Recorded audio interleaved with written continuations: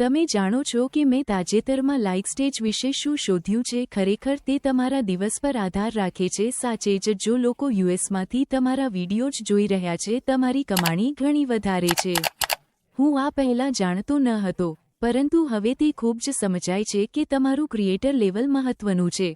મેં એક basic creator તરીકે શરૂઆત કરી હતી અને 45 થી 50% વચ્ચે કમાતો હતો, પરંતુ જ્યારથી મારી પાસે 1000 સબસ્ક્રાઇબર્સ થયા, બૂમ!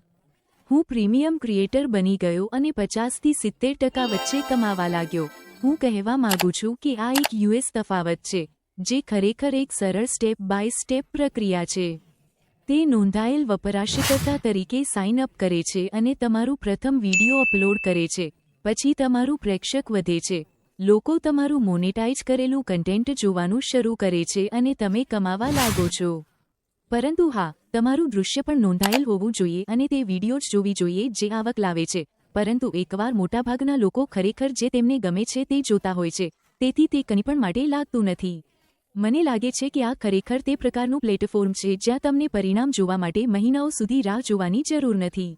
જો તમારું કન્ટેન્ટ સારું છે અને લોકો જોડાઈ રહ્યા છે, તો કમાણી દેખાવા લાગે છે. જો તમે કન્ટેન્ટ ક્રિએશનમાં છો, તો તે અજમાવવું સંપૂર્ણપણે યોગ્ય છે.